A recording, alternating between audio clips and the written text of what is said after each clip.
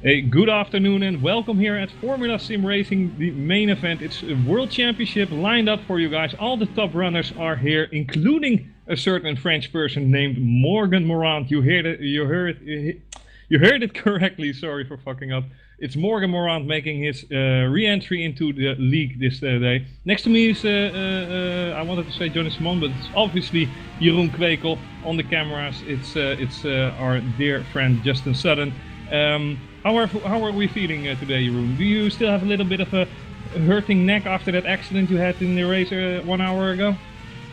It could have been worse if we saw Fiat, obviously, but yeah. on a more serious note, it was a bit of a shame, but it can happen. Yeah, you had a black screen bug, right?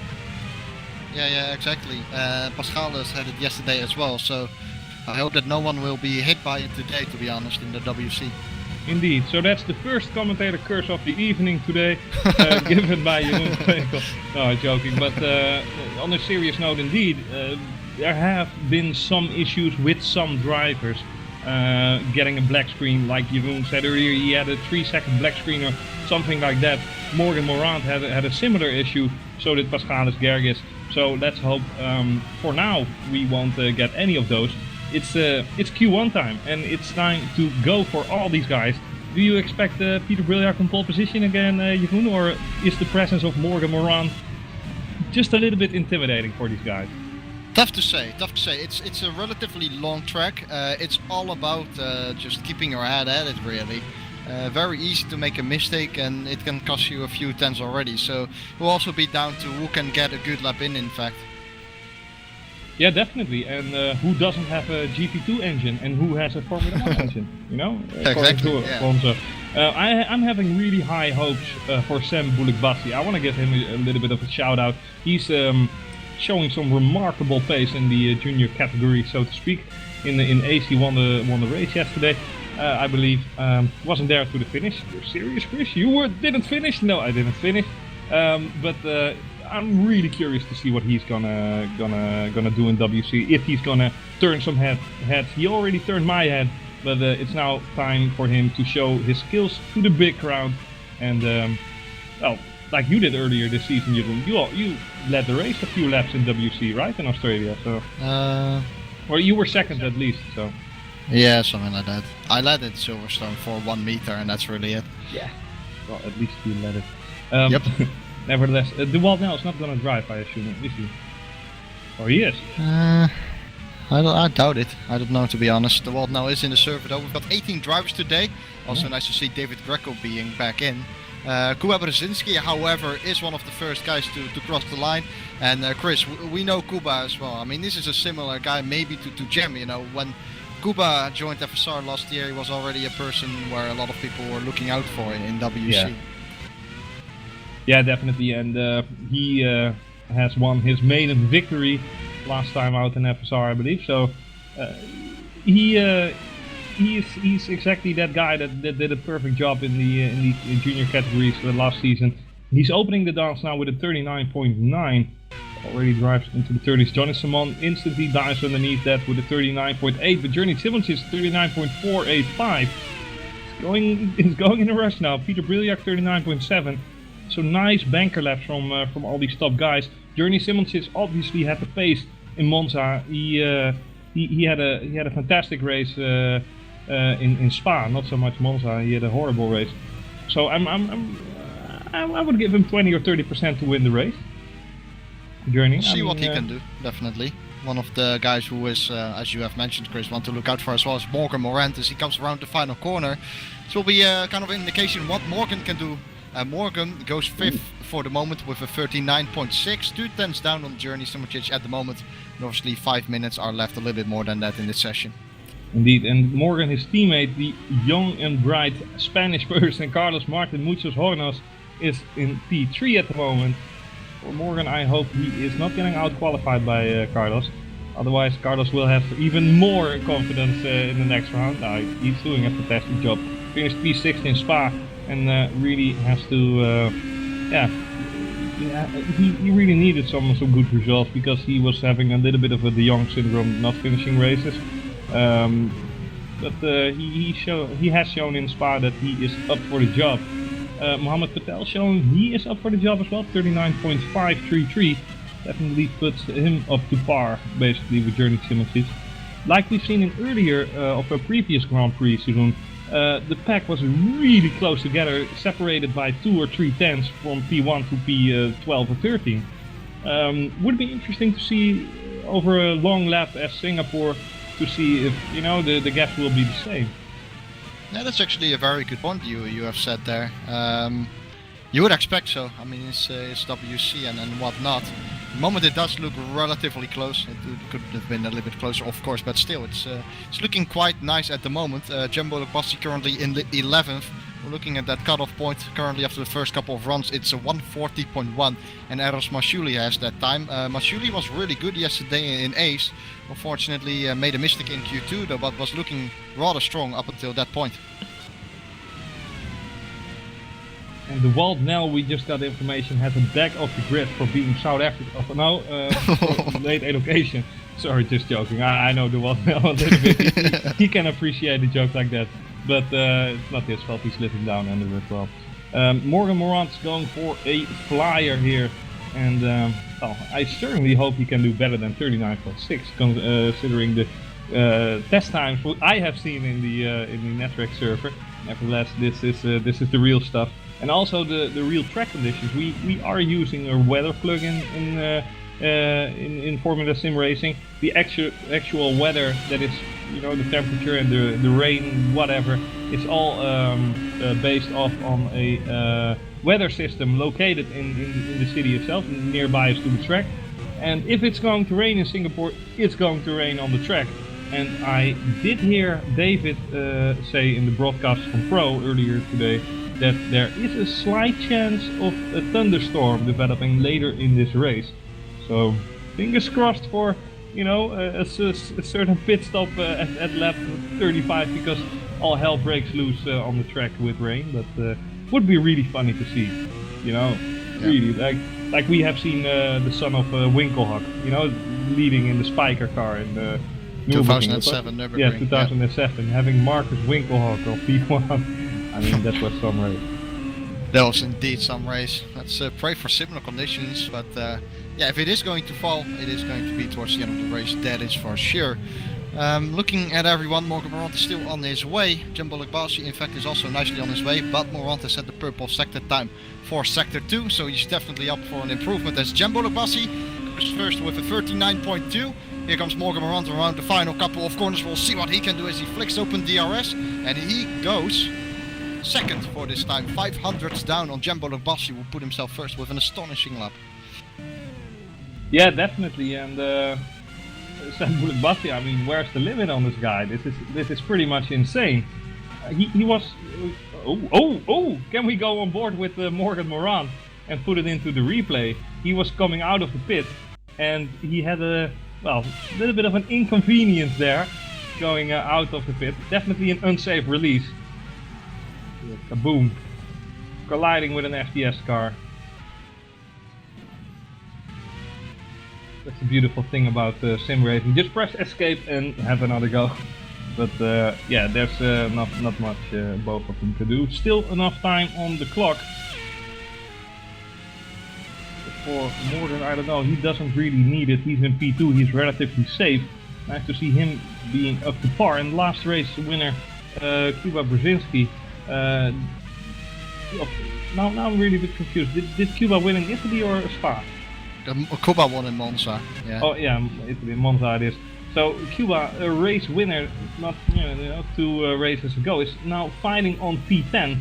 Maybe it was just a bank lap and he's going for a flyer right now, but he's certainly making life a little bit difficult for him because he obviously has the pace.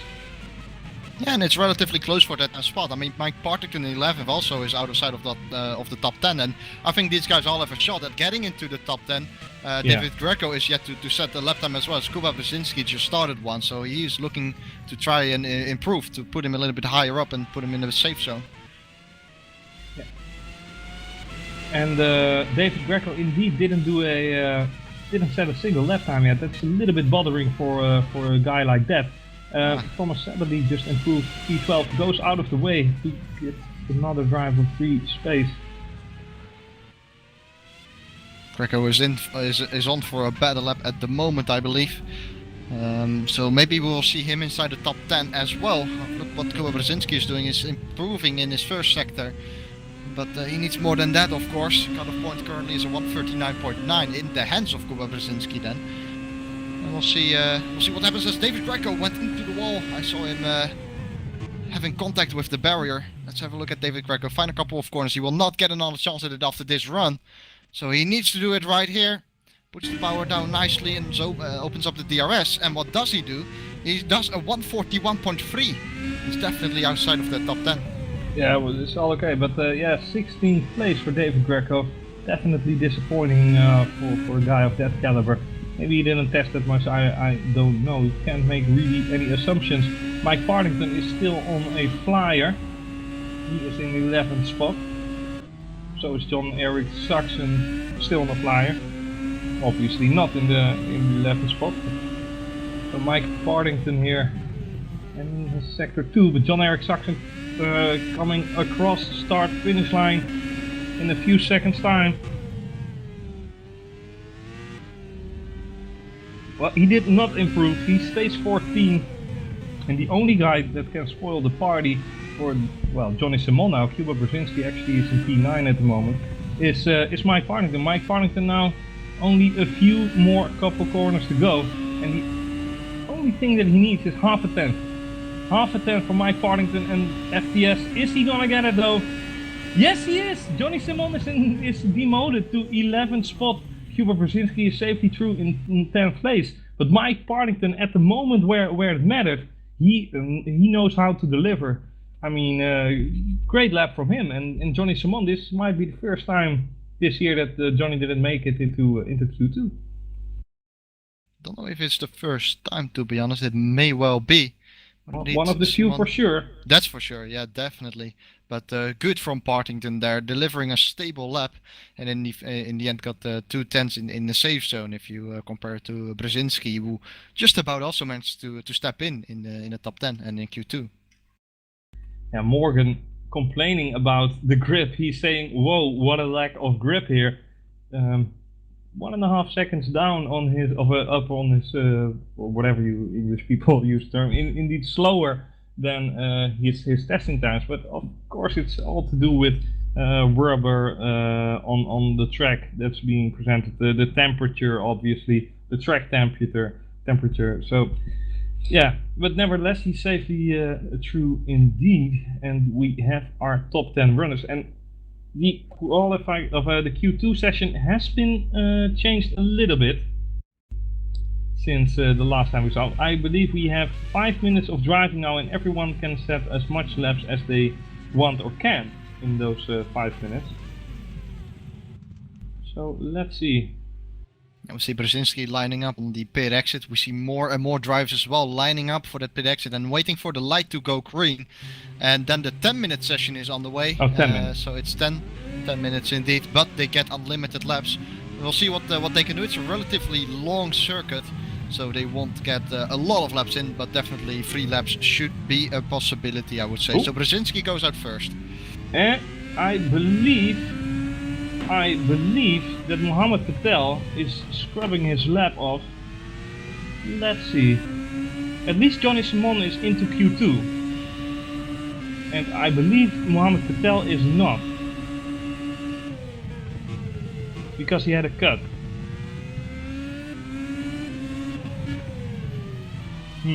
This is a little bit strange.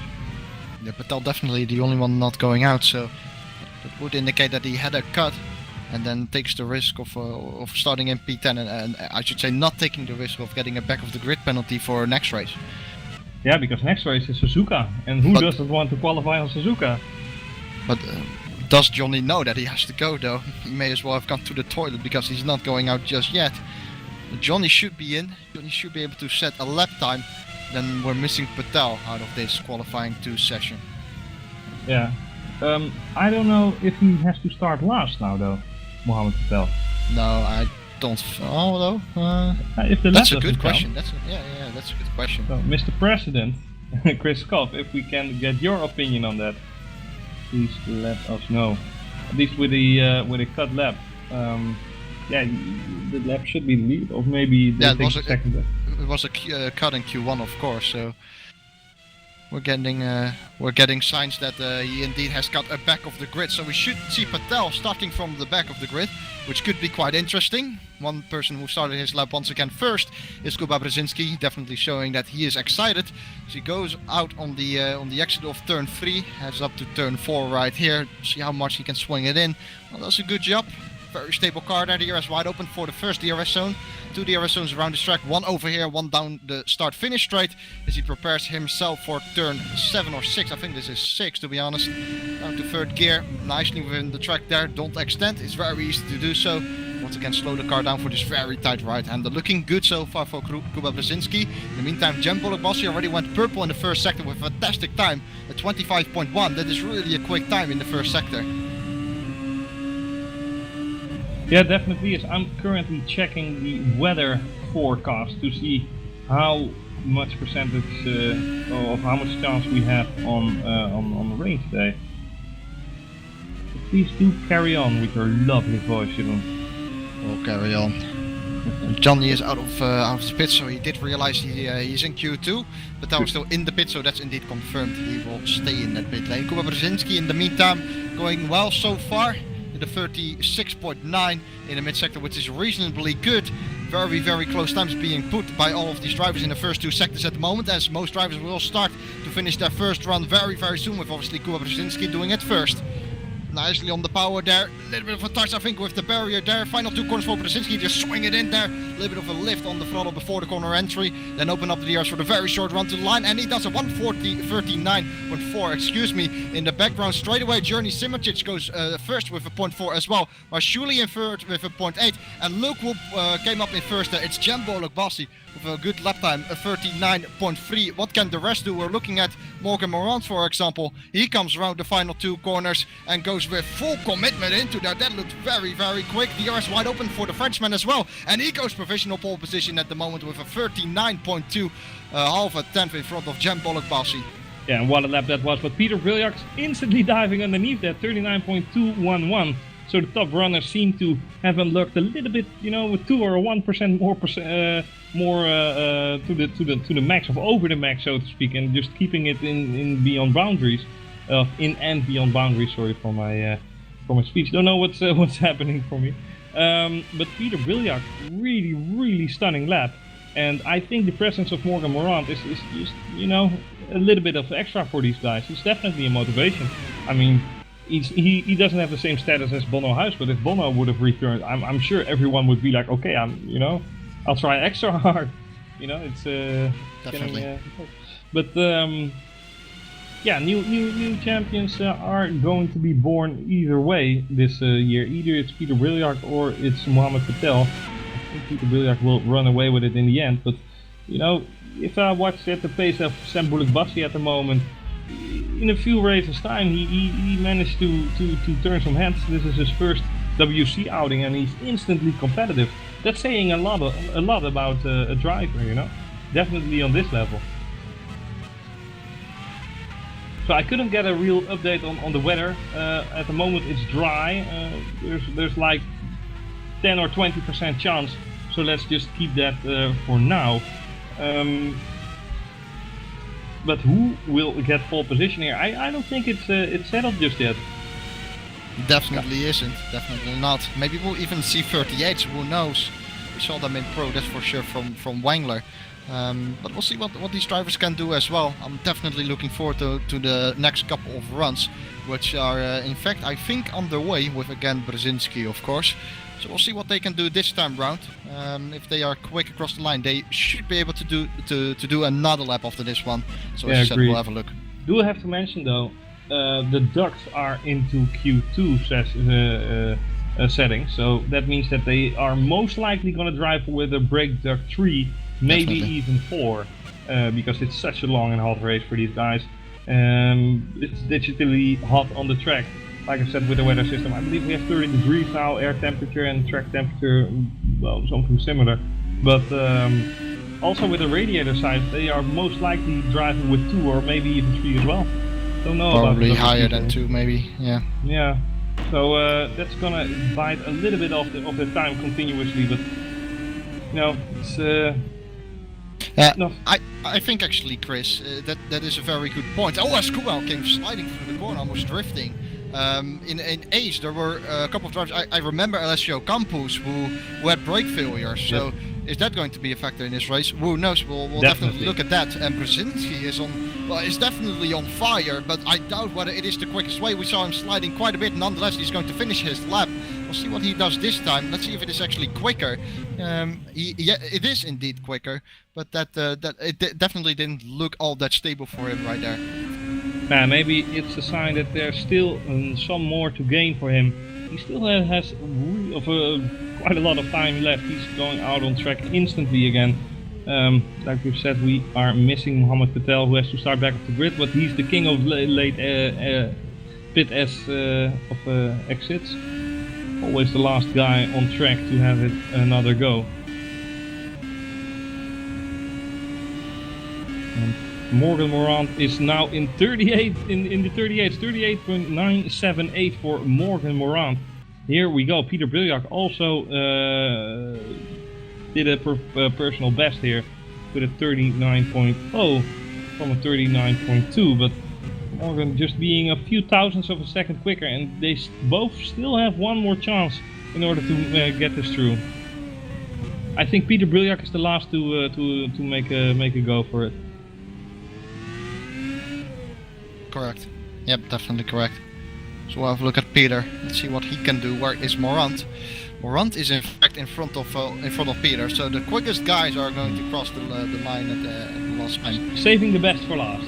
Exactly, definitely. Where's Jim Paris, by the way? Jim Paris is good question. Very good question. We also got the reports, by the way, that Blair Disley has a back of the grid.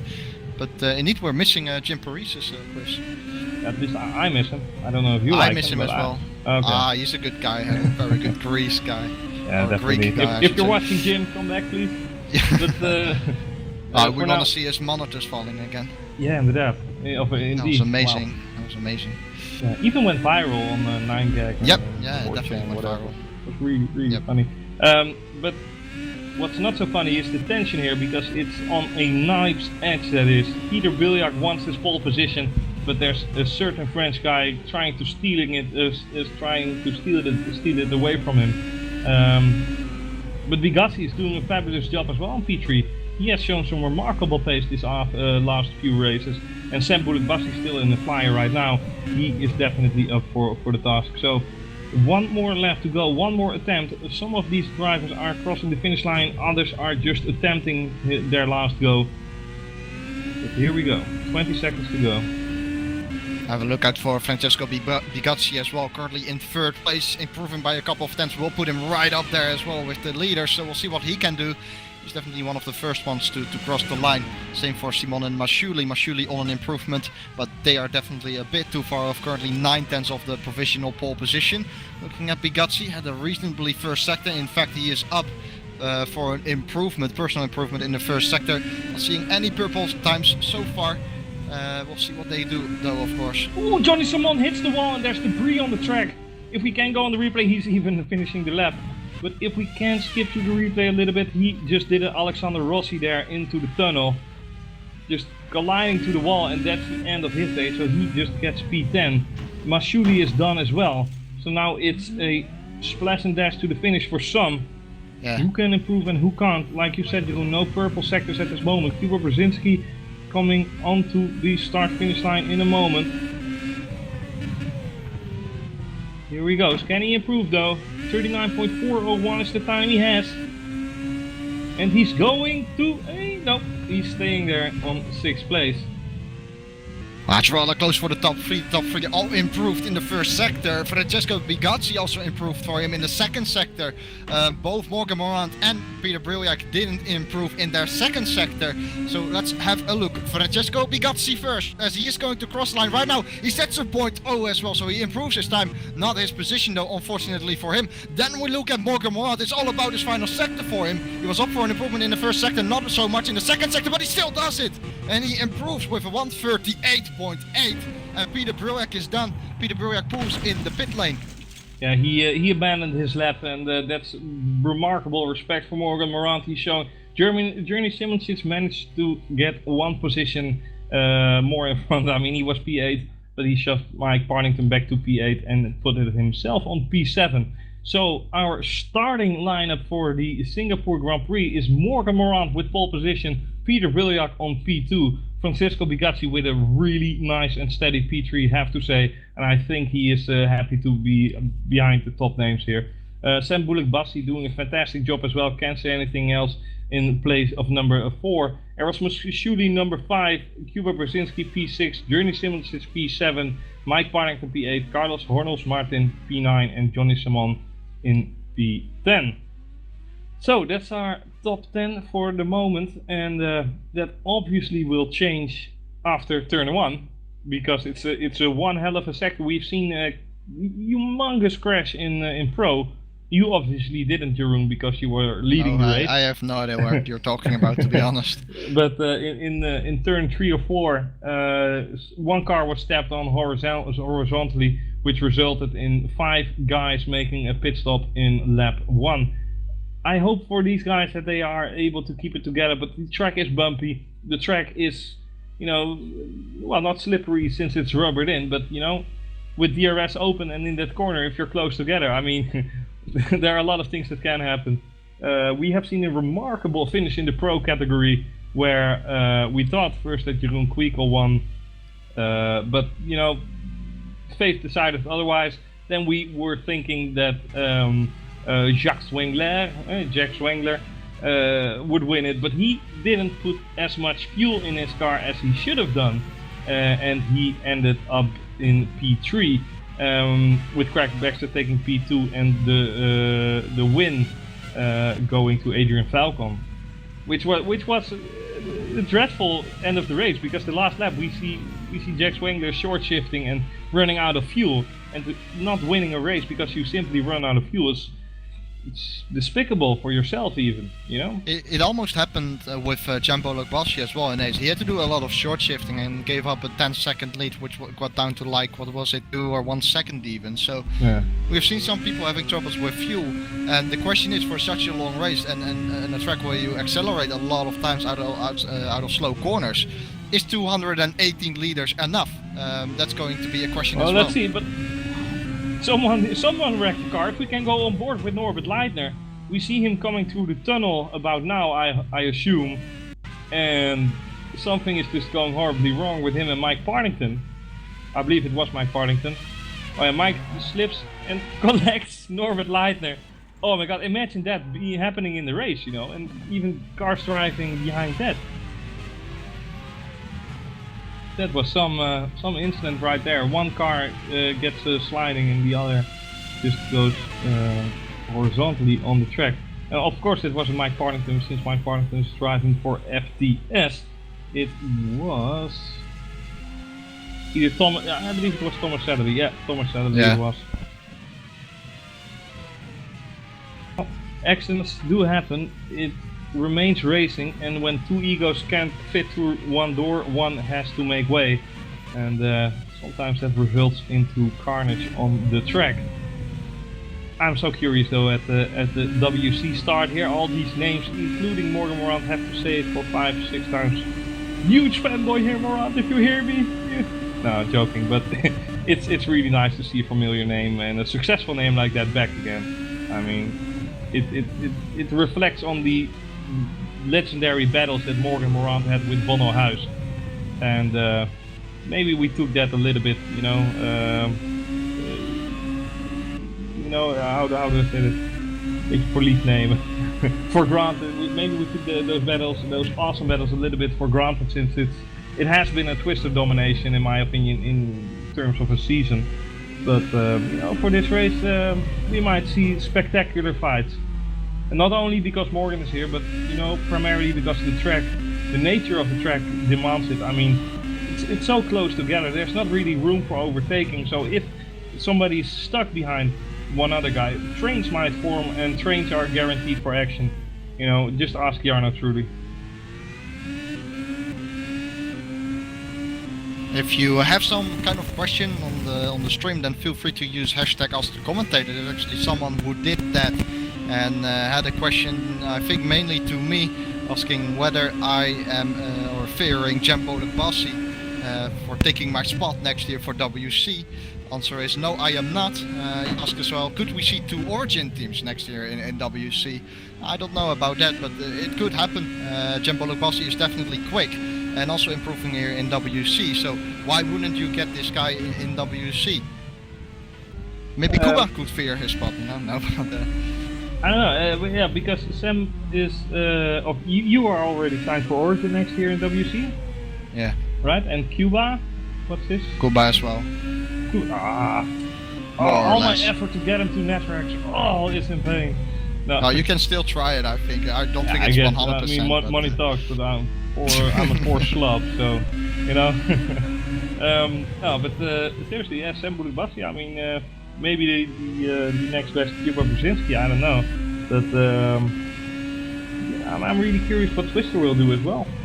I mean, Peter Brilliak is not from yesterday. He has been driving and rather successfully winning each championship eventually since a couple of years now. Hopefully we keep some familiar names for some more years, you know, to come. Yeah, otherwise it feels like Formula 1 in like Monaco 1994, where there wasn't any world champion present on the grid. We have the same situation right now, you know, after the departure of Bono Huis.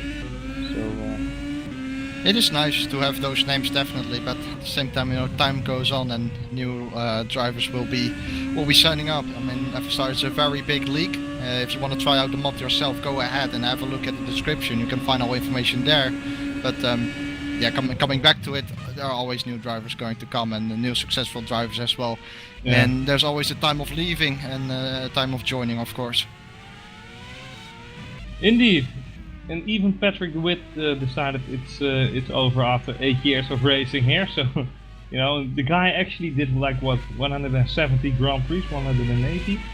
Got his first and only win for FDS in 2007. I'm sure Christian Smirnov will remember that day since, you know, as if it were yesterday. Ooh, and Norbert Leitner here and Andrea Kivala making life a little bit hard for each other, but it does show you that if you give each other the right amount of space, anything can happen. And anything can happen. Norbert Leitner doing a Felipe Massa with Bruno Senna there on the bridge. You can get that in the replay. Just overtakes onto the old chicane and then loses the car on the curbs.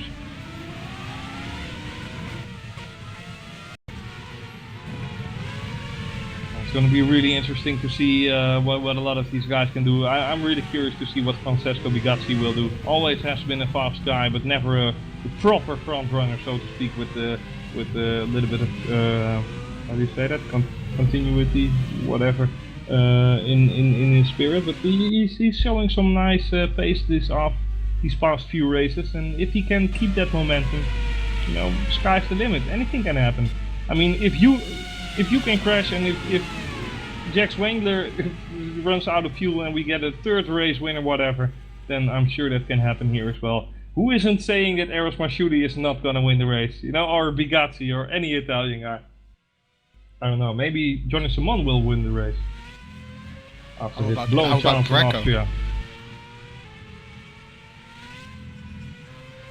So currently there are 4 drivers on the prime tire. Patel, who starts from the back of the grid, then Savely, Dishley and Kivela as well. So 4 drivers, and that is it. Quite a big difference between the option and the prime tire around the track. You definitely feel that the option have got a lot more grip also in terms of traction.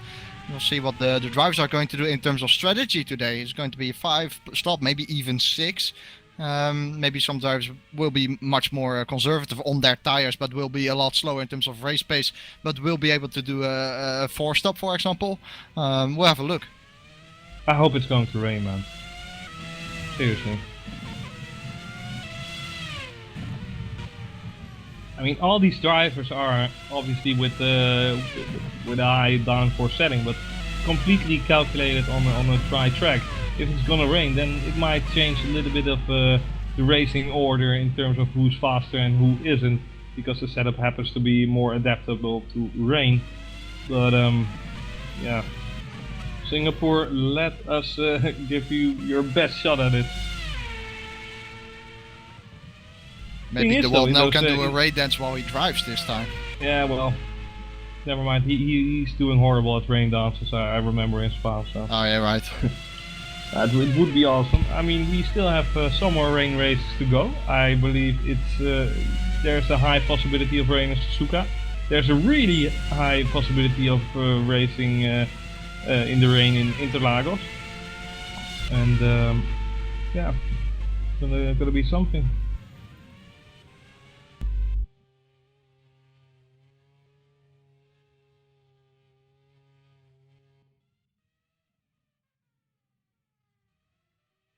So today we're also looking a little bit at the constructors, and I just got a message from Christopher Kopp, and he said Twister, too fast for you, so Twister can actually win the constructors over here. I thought they already did, to be honest, after Spa, but apparently not. I think it's something like they need 1 point, right, Chris, to win it.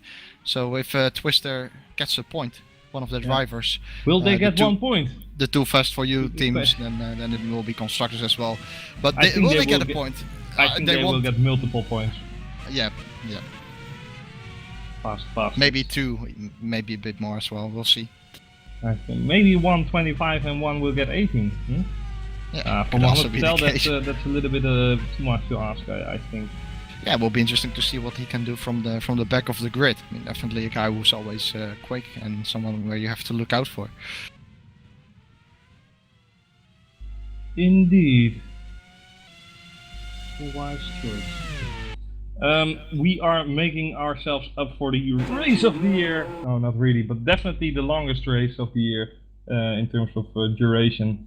Not so much, in distance it's all the same, but because the track is, not that long and not that high speedy, it's going to get a long race. 61 laps, almost like the 78 of Monaco, but then doing a proper distance, because Monaco is like 170, 180 kilometers in total. I think Singapore covers the entire 305 kilometers. I've got another question for you, Chris. There's someone who asks, do you know who the youngest driver is in FSR history? That's an interesting one. Cool. I mean, didn't Bono start at his 14th or something like that? Bono was, I believe he's now 21, I've read the other day. Oh, okay. So I believe he was 14 or something when he started? Probably. It's hard to say who's exactly the youngest, but would be about 14, I presume, something like that. Yeah, definitely. And that also has everything to do with the right equipment. I mean, if you're 12 or 14, you have to beg your parents to buy them a good wheel for you. Even if it's just €100, you still need a proper wheel.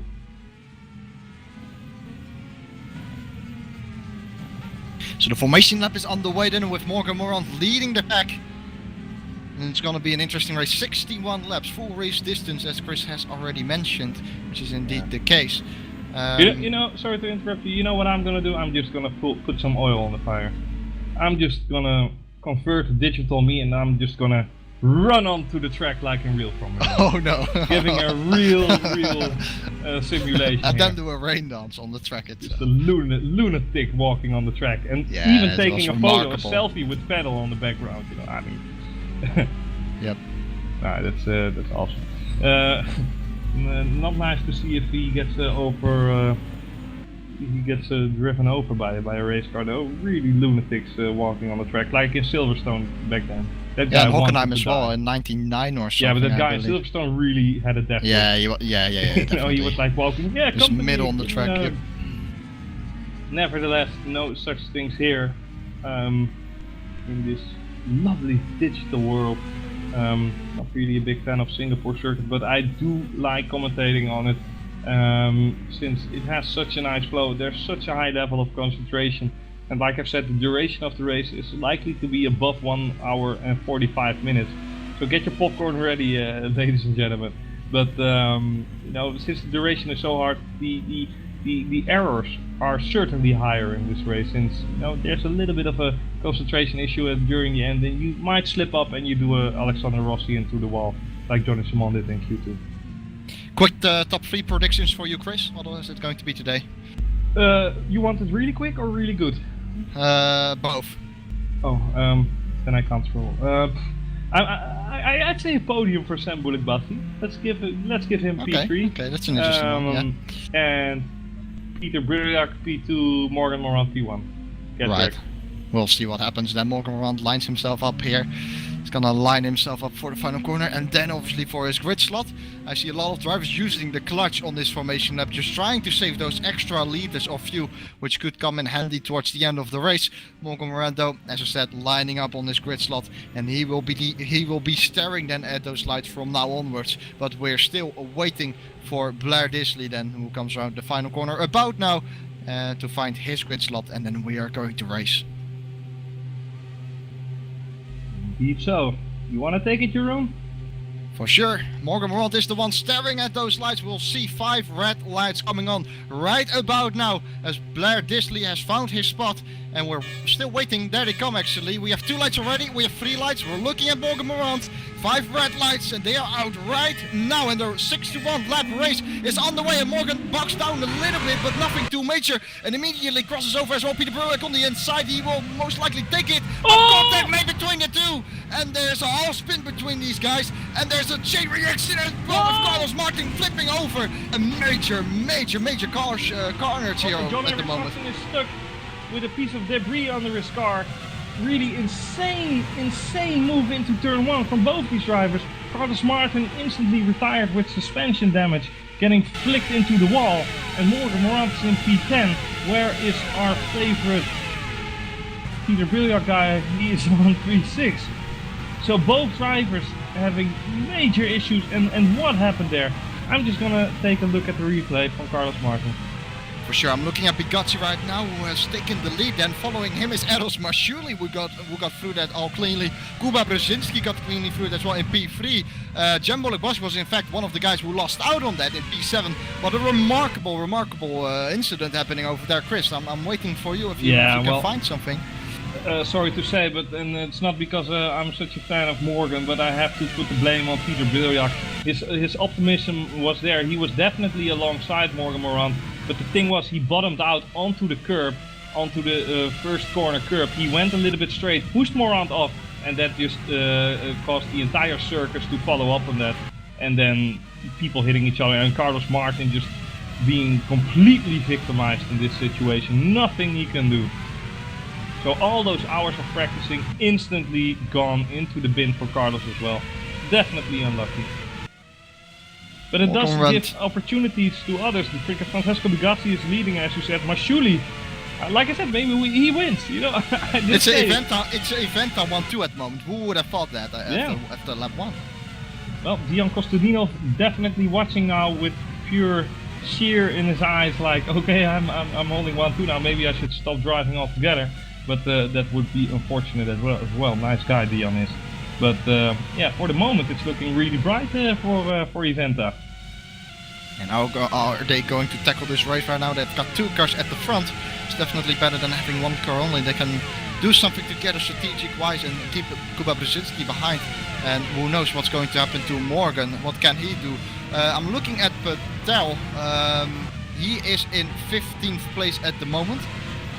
So relatively clean start for him. Well, there goes Morgan Morant onto Jon-Erik Saxon, who made a little bit of a mistake. He has the inside line now, but he's not going to dive in that. He's playing it safe, the opening laps of this race. But definitely a shot in, and he has to make a move in because he knows he's faster than these guys. It's just the passing momentum that's not there. There's just not enough track space. He's gonna line up again. Jon-Erik Saxon not really defending here, but it has to be an outbraking maneuver. Jon-Erik on the outside, but he lets Morgan go, realizing that it's a battle to be lost. Alexei Kavala, unfortunately, is our next retirement with suspension damage. I think of that accident earlier on. By the way, I don't think Peter Brilliak and Morgan Morant have damage in the have sustained any damage in that accident, but you never know for sure, obviously. Can be mental damage as well, you know, not literally, but like, okay, there might be something wrong with my car, and by thinking that you might hold back a little bit or something, I don't know. I think Morgan definitely lost his piece of his front wing end plate on the left hand side. I'm not sure about the right hand side, can't clearly see it. As we have a spin in the background, it is Severly into turn 1. What happened there? I'm having a quick look at the replay and just lost it on corner entry. Wow, on the curb. And the car spun for him. Doing a Daniel Fiat. Which was a really messed up incident as well. I mean, for those who haven't seen it, look it up. It was amazing.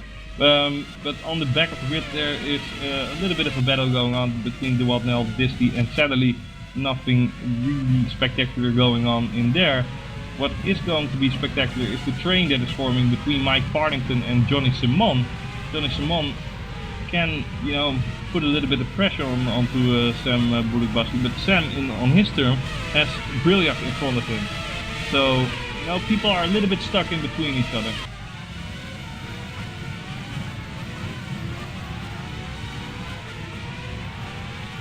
So we just get confirmation that Moran, his damage is indeed like Jeroen Kweekel just mentioned.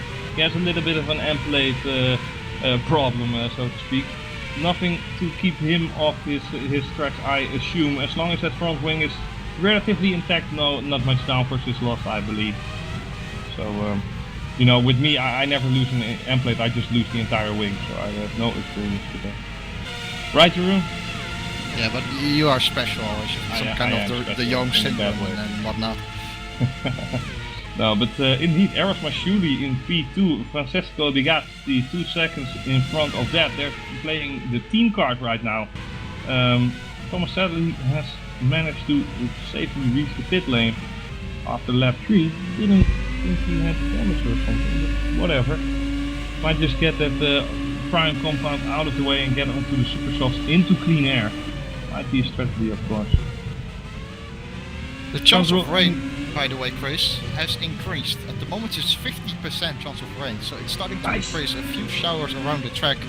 So who knows? Who knows? Nice, I want to see rain. I want to see rain. To be honest, we hyped it up for Spa as well, so we shouldn't really do it over here either. Maybe it won't happen. And Disney's out, yep. He had an accident. Ooh, with the wall down, was that? Yep. He is into the DRS zone. Holy, that's a holy. big one. Wow. He's stumbling around. That's definitely a car gone right there. And there's a lot of debris on the track. He instantly reminds me again of the accident that David Greco had in Monza 2014, where he was steadily leading the race and hit a piece of carbon on the track that just basically... And Greco is out. Greco's out as well. Talking about Greco, Greco is stationary on the bridge and has gone as well. Another retirement. Really unfortunate for our beloved Italian guy. But hopefully for Bugatti... Black screen, I think, also. Oh no! Judging from the way he crashed, that's another...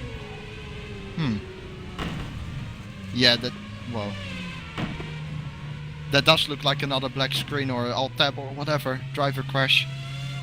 Yeah, really, really unfortunate. Let's see if Francesco Bigatti finds himself with debris still lying onto the track. Here is where the accident happened for our experienced Blair Disley. There is nothing on the track. David Greco actually says to me that his wheel broke. What? I don't know if it's in half, but that's remarkable. He definitely went straight pretty much into the wall. Holy shit. Don't see that often.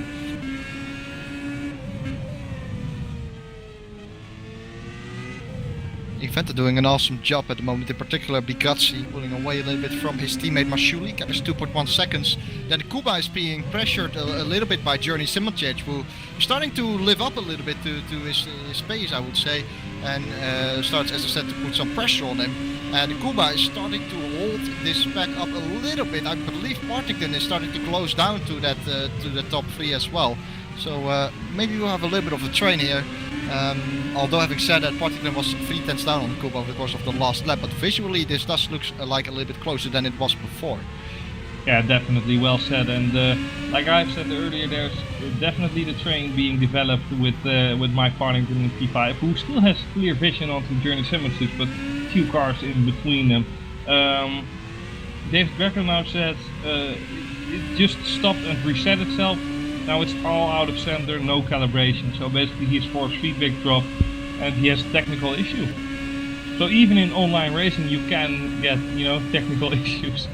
I would always, I should almost ask Greco, like, is the wheel from Renault, you know? But no, that's a little bit cheeky. But yeah, nevertheless. We don't have any GP2 engines in this class. No, we don't have any GP2 engines though. But yeah, it's really unfortunate for Greco, and even more than that, it does leave a chance for others, and it's fair to say, but 4 retirements in the opening laps in WC is not really what we aim for in WC, especially like we've seen in Monza. It was all clean and all perfect in the first few laps, even with that turn 1. But you know, it's a little bit of a complication that was maybe a little bit of optimism for Peter Williak, but I can't blame him as well, because the gap was completely there. No matter what who to blame is, they made contact, and if one car spins, it's like in the pack of cyclists, you know, one guy taps another, and you know, it's a domino effect. Definitely has shaken up the field quite a bit. Morgan stuck at the moment still in that 9th place. I don't blame him. It's so hard to pass around this track, especially in a train like that. I mean, everyone gets DRS of each other, and there's not a lot you can do other than waiting for a mistake from the car in front of you. I mean, Journey Simulations is still putting pressure on Kuba, but he cannot get close enough, and if he does get close enough, then something prevents him from overtaking, whether it's the dirty error or driver error, so be it. But it's such a tough track to overtake on, especially with all the trains forming, but of that as a conclusion as well. Yeah, but the guys leading the train obviously should have the lowest tire wear, since they are not compromised in any downforce issues. So if Cuba plays this correctly, and definitely Bigassi should have the cleanest tires of them all. Really, I mean, he's into fresh air, and he's showing as well 2.7 seconds to lead over his teammate Eros Manshouli. And what a drive it would be if one of them could win. But we are only 10% into the race. It's gonna be a long day. I said it earlier on. We are only 10% in this race distance, and certainly Le Mans 24 hours are saying, are pulling up their eyebrows like, no, what are you talking about? Well, it's gonna be tight and epic for these guys, I can assure you. Even for us commentators, I mean, talking all the time, and these guys are driving all the time. Not that it's hard to talk, but you know, keeping the focus, it's getting tiring, and for these guys driving for next to 2 hours onto the limit, you know, must have, you know, if you think about the real drivers doing it in real life, you know, those guys are absolute athletes. Except when I see the face of Marcus Ericsson, I'm like, you know, I mean, even if he's just a little bit slower, it's outstanding that these drivers can do it. Well, the thing is, it's such a busy track as well. Like for a driver, for his perspective, there's not a lot of place to rest, and especially in the middle sector, you're just constantly steering and turning into the corners, and there's not just a lot of rest. So Journey Simulations is the first guy to make a planned pit stop. 7 laps, his super soft tires have held on, and he's going back on the super soft tires as well. So he is now the first guy out of the pit with fresh tires. Seriously, if drivers are holding staying out for 2 more laps, yep, that can cost them. But he was behind Kuba, of course. Yeah, but they have to ask themselves, is it worth for me to pit? Am I battling with Journey at this moment? Like for Bigassi, it's a clear issue. He can stay out, no problem. Fingers as well, Journey Simulations rejoined in a lot of clean air. He's got such a clean track in front of him. He definitely needs to push right now and shine in order to make this undercut work. But can he do it though? And when are the other drivers going to respond? That's also the question. Brzezinski is slowly catching up with Manshouli as well. Peter Williams is going into the pit. He is having his pit light on.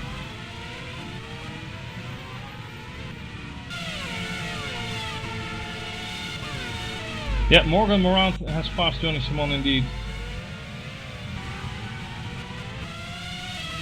So let's see, from this next pack, Peter Brilliard is the only one with his pit light on. Having said that, people might be able to follow still, but yeah, John Eric Saxon is following as well. Yeah, but that's it really.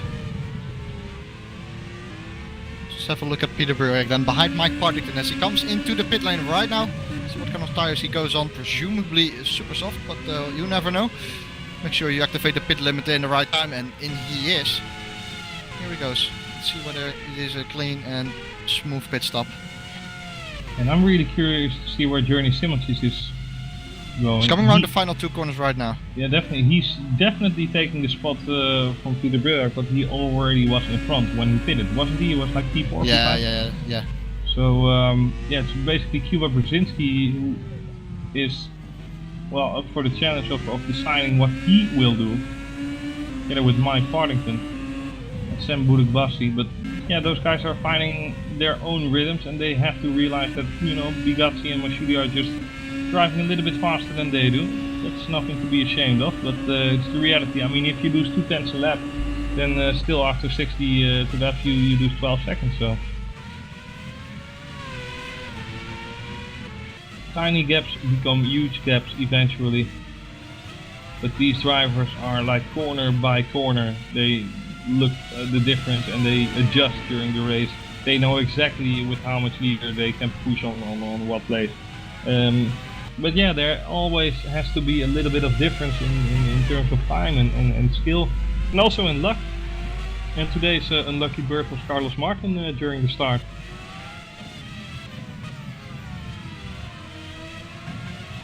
So let's see how others will react. Morgan Morant doesn't have a spit light on. Sam Boudic-Bassi doesn't have it. Cuba Brzezinski has it though. Yep, Kuba's coming in. He got caught up to Masciuli. Maybe tries to go for the undercut now in order to make that one work. Let's see where he rejoins in relative terms to Simoncic, because that was the battle which was going on before Simoncic pitted. Well, either Masciuli pits right now, or he's gonna, or either he pits right now, or he's on a different strategy. But he will get taken off by Cuba Brzezinski if Cuba can rejoin the track in clear air, which he can. He's coming out with Simoncic. Here we go. Simoncic on the outside, Cuba on the inside. Journey Simoncic not as retarded as Nico Hülkenberg was. Yeah, that was a really retarded move from Hülkenberg. I like that one. Oh, Cuba goes a bit wide on the exit. But the DRS, Simoncic will get a chance. Cuba has DRS. Cuba has DRS indeed, somehow. And what can Simoncic do? Can he get past? He will be able to get past. Goes for the inside though. Bit of a do or dive move, but he can't make it stick. Goes for the inside over here though. Cuba Brzezinski defending the inside line as well. And Simoncic has to back out of it right now. And behind this is Brilliard as well. Brilliard definitely caught up to Simoncic. And what an action we're seeing here, and Cuba Brzezinski actually making it work whilst pitting later. And well, those guys are really battling it out right now. I don't think those tires are surviving quite easily right now. Definitely not under the right foot of these two fast guys. But that's it for everyone. I mean, but now we are going to see more pit stop rounds. Sam Boudic-Bassi is going to get into the pit, so is Morgan Morant, and nobody else, so it seems. Johnny Simon? Yeah, Johnny Simon is going. Top 3 stays out. Boudic-Bassi comes in, Morant comes in of course as well then. Have a look how this goes. Boudic-Bassi of course coming into the pit first. Here we go, Network versus Origin Racing. Yep. Yeah. That's gonna be the same. I mean, we have seen some guys missing their pit box though in Pro. There we go, positions unchanged. And Brilliard did a fantastic job with that earlier pit stop. Definitely. It is 2-3 laps earlier, and on the base of every pit stop that will put him like 12 laps. So maybe he just does one stop more than, for example, Boudic-Bassi or Morgan. Ooh, what was that? Let's see. Sorry for trash talking a little bit, but I was watching Morgan Morant on the straight and he just dropped power for some reason. I don't know why. Nevertheless, Francesco Bigazzi is driving a lonely race, so to speak. He is 4.5 seconds, almost 5 seconds into the lead of Eros Mashouli. And since he didn't have any battle with other drivers except for himself, obviously, he still didn't make a pit stop. But it's going to be time for it though. Same as Mohammed Patel, who is on the prime compound, on the slower, softer compound, or soft compound instead of super soft. He's doing a fantastic job in P5, starting back off the grid. So all to do with the pit stop strategy, of course. And if he can hold those guys behind him, it's all okay. Francesco Bigazzi's in the pit though, with a 5-second lead to Eros Mashouli, who's taking the lead of the race now. Yeah, top 3 has not pitted. Francesco Bigazzi is in now, but it's just staggering to see with this fuel load that these drivers are just going to go on for 12 laps at least. Yeah, Mashouli was obviously in second place before. I doubt he will be in second place when he pits, but it's interesting to see that he still stays out. So he's definitely not responding to that one. Paddington, of course, staying out as well, 2.2 behind Mashouli. See what those guys can do. And let's have a look. Patel is relatively close to Bigazzi. You should see Patel going into the pit lane quite soon, though, I would say in the next 5-6 laps maybe. Obviously started on that prime tire. Yeah, definitely. And Peter Briljak now knocking on the door of Jeroen Simocic, who on his turn is putting pressure on Tibor Brzezinski after that fabulous pit stop. Nice battle in that pit stop as well. Mohammed Patel showing that he has got extensive pace, and obviously he is on the right compound tire now. Mike Partington and Eros Mashouli have way more degraded tires, I'm sure, since it's a softer compound than Patel do. And Patel obviously can go on the super soft compound the remainder of his stint, since he is already getting rid of the soft compound this stint.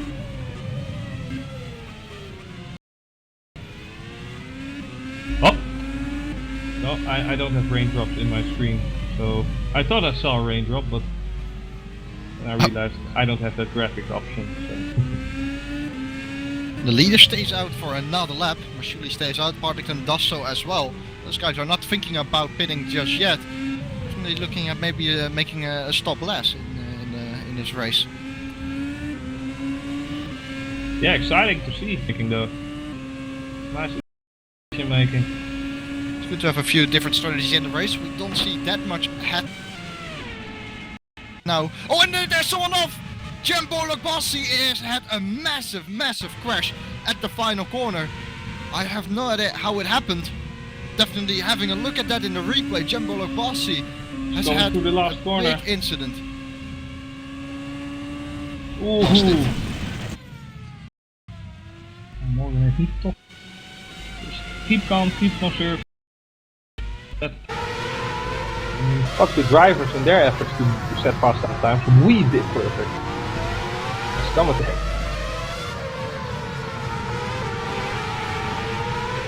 How do you set up your OBS to capture the TeamSpeak feed? Audio. Ooh. I think it captures it automatically if you have.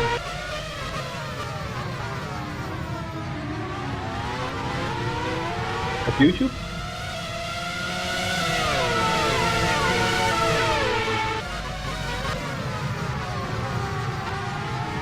The original stream. Zijn we live?